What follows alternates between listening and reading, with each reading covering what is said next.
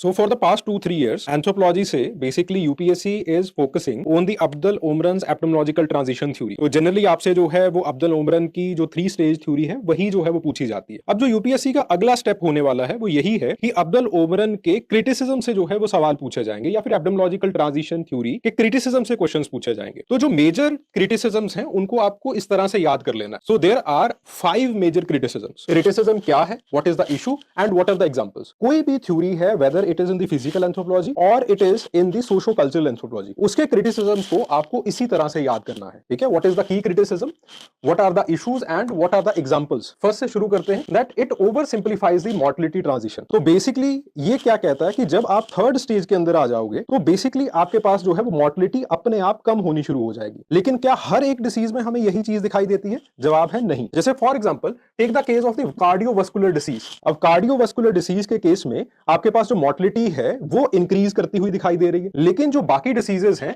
वहां पे जो है वो डेथ रेट्स डिक्रीज कर रहे हैं। तो it is talking about the absolute mortality rates, it is not talking about the relative mortality rates. Then उसके बाद जो सोशो इकोनॉमिक इनइक्वालिटीज हैं उसको ये इग्नोर करता है। जैसे फॉर एग्जांपल कैडविल कहते हैं कि आपके पास जो पूरर सेक्शंस ऑफ सोसाइटी हैं उनमें दोनों तरह के डिसीज देखे जा रहे हैं। जो इन्फेक्शियस डिसीज हैं वो भी इंक्रीज कर रहे हैं, जो आपके पास क्रोनिक डिसीजेस हैं, जो नॉन कम्युनिकेबल डिसीजेस हैं वो भी इंक्रीज कर रहे हैं। So they are the part और they are the special case of the epistemological transition जिनमें प्रॉपर एपिस्टेमोलॉजिकल ट्रांजिशन नहीं देखा गया है। The third one it is that it fails to predict the emerging disease. ठीक है, आपके पास जो इन्फेक्शियस डिसीजेस हैं वो बहुत सारे नए इवॉल्व हुए हैं। जैसे for example HIV AIDS, it has evolved. इसका हमने जो है वो एपिडेमिक भी देखा, पैंडेमिक भी देखा एक तरह से। फिर उसके बाद आपके पास रिसेंटली कोविड-19 का पैंडेमिक आया। अब्दुल ओमरन क्या कहते थे कि इन्फेक्शियस डिसीज का जो ये एपिडेमिक है, पैंडेमिक है, ये ऑलमोस्ट चला जाएगा। So the next one it is that it has obviously misinterpreted the causes of the mortality. जैसे for example take the case of the accidents. अब जो आपके पास एक ग्रुप है that is the younger group, उसके अंदर एक्सीडेंट्स जो अनइंटेंशनल एक्सीडेंट्स है उसकी वजह से मॉर्टेलिटी जो है